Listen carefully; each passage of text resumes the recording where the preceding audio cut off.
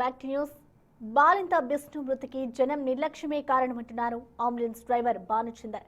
బీబీనగర్ ఎయిమ్స్ లో చేర్చుకోకపోవడంతో నిమ్స్ కు తరలిస్తుండగా ఉప్పల్ ట్రాఫిక్ లో 25 నిమిషాలు చిక్కుకున్నామని ఆవేదన వ్యక్తం చేశారు. ఆక్సిజన్ పెట్టినా ఫలితం లేకపోయిందని, అంబులెన్స్ కు దారి ఇవ్వాలన్న కనీస స్పృహ ప్రజలకు లేదన్నారు.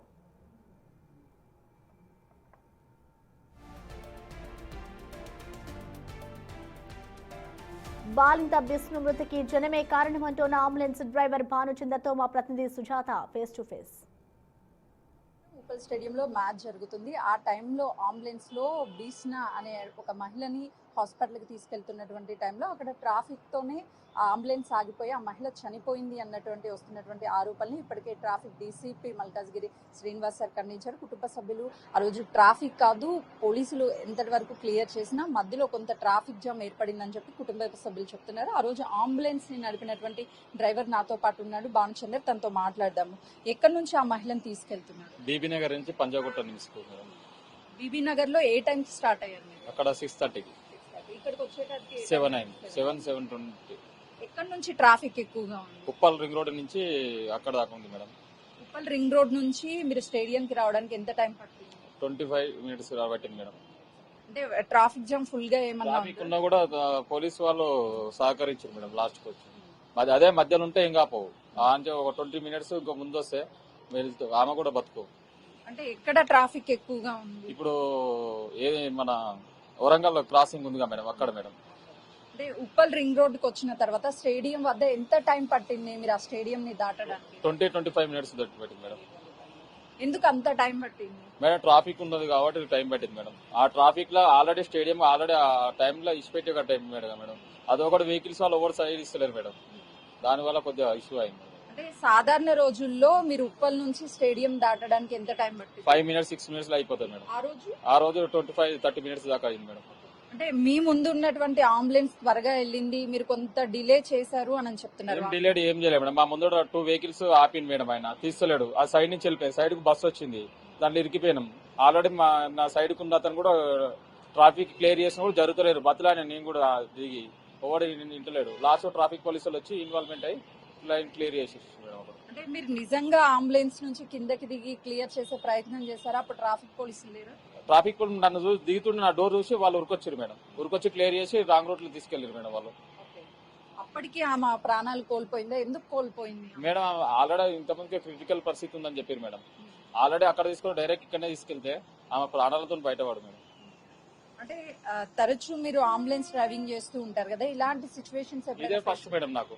ఎనీ టైం ఇటువంటి కేసు ఎన్నడూ కాలం ఇదే కేసు మేడం ఫస్ట్. వాళ్ళ కుటుంబ సభ్యులు ఏం చెప్తున్నారు? వాళ్ళు మాత్రం నాకైతే సపోర్ట్ ఇస్తారు మేడం. నేనైతే చాలా తీసుకున్నా మేడం. నాకు ఆ ఇంటి మనిషి లెక్క చూసిన మేడం.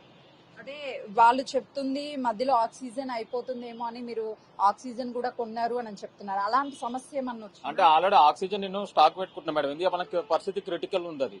క్రిటికల్ ఉన్నప్పుడు ఏం చేయాలి? ఆక్సిజన్ ఉండాలి, మెయిన్ ఇంపార్టెంట్. ఆక్సిజన్ లేని ఏంటి? ఆల్రెడీ మాకు తెలిసిన వాళ్ళు ఉంటే చైన్ సిస్టమ్ ఆక్సిజన్ 2 సిలిండర్ కూడా వేసుకున్నా.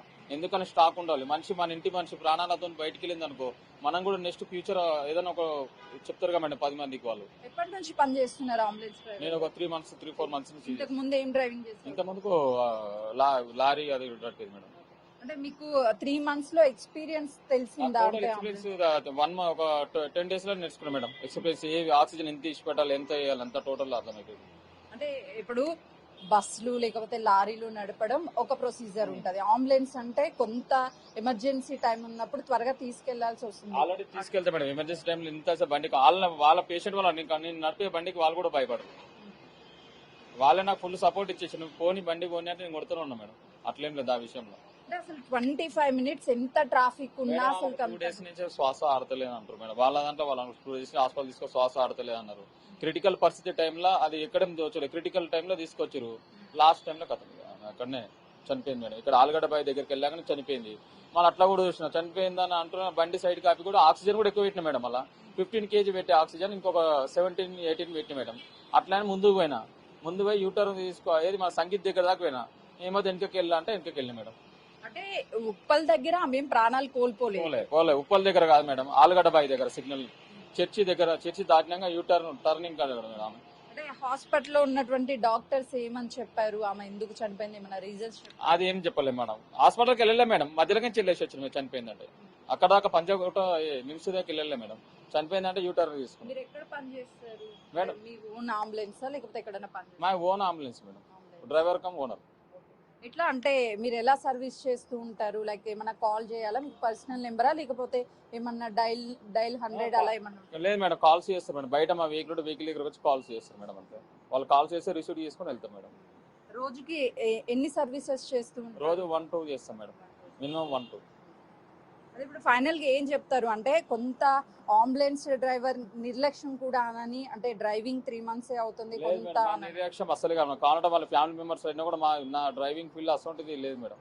వాళ్ళే చెప్తారు మేడం మీకు. నేను ఎంత హెల్ప్ చేసినా వాళ్ళకి తెలుసు. వాళ్ళు నా విషయంలో వాళ్ళు ఏం న్యూసెన్స్ చేయరు మేడం. వాళ్ళు ఏం చెప్పాలనుకుంటున్నారు? పాపం ఒక కుటుంబం ఒక మనిషిని కోల్పోయింది అనే కన్నా కూడా 3 పిల్లలు అనాథలైపోయారు. సో ఈ ట్రాఫిక్ జామ్ అప్పుడు కామన్ పబ్లిక్ ఏం చెప్పాలనుకుంటున్నారు మేడం? ట్రాఫిక్ టైంలో ఆల్రెడీ ముందు 1 day ప్రకటించాలి మేడం. ఈ రోజు మ్యాచ్ ఉంది, ఈ రూట్ మ్యాప్ వేయాలి మేడం. ఆ రూట్ అంటే ట్రాఫిక్ టైంలో ఆ పబ్లిక్ ఈ పబ్లిక్ మళ్ళీ ఇంకోటి జాబ్ చేసిన వాళ్ళు అదే టైం మేడం ఇంటికి వెళ్ళేది. ఆ ట్రాఫిక్ వల్ల చాలా ఇష్యూ అవుతుంది మేడం. అంటే ప్రతి ఒక్కరి రెస్పాన్సిబిలిటీ కూడా ఇట్లాంటి అంబులెన్స్ వచ్చినప్పుడు ఎవరికి వాళ్ళు స్వతహాగా వాహనాలు తీయాలి, మనుషులు కూడా జరగాలి. జరుగుతలేరు మేడం, రెస్పాన్సిబుల్ కూడా ఇస్తారు. ఎంత ఆరన్ కొట్టినా ఏది కొట్టినా అన్న రిక్వెస్ట్ జరగన్న అన్న అంటా కూడా జరుగుతలేరు మేడం. అలాంటి వాళ్ళకి ఏం చెప్పాలనుకుంటున్నారు? తగిన బుద్ధి చెప్పాలి మేడం. వాళ్ళకు కూడా ఇటువంటి క్రిటికల్ పరిస్థితి వస్తేనే వాళ్ళకు సీన్ అర్థమవుతుంది మేడం, వాళ్ళ ఫ్యామిలీలో ఒకరికి వస్తే.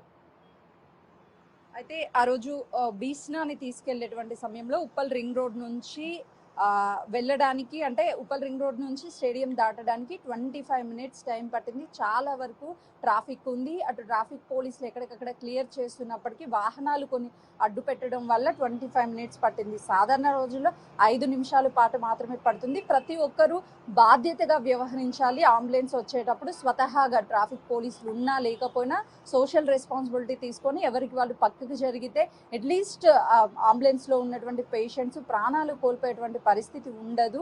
ఆ రోజు నా వంతు నేను సహాయం చేశాను, త్వరగా తీసుకువెళ్ళడానికి ఆక్సిజన్ ముందుగానే ఫిల్ చేసి పెట్టాను, ఆక్సిజన్ కూడా ఇచ్చాను అని చెప్పేసి భానుచందర్ అంబులెన్స్ డ్రైవర్ చెప్తున్నారు. పోలీసులు కానీ లేకపోతే భానుచందర్ కానీ ఎక్కడా అటు ఫ్యామిలీ కానీ ట్రాఫిక్ వల్ల సమస్య పూర్తిగా ఉంది అని చెప్పడం లేదు. కేవలం కొంత ట్రాఫిక్ ఉంది.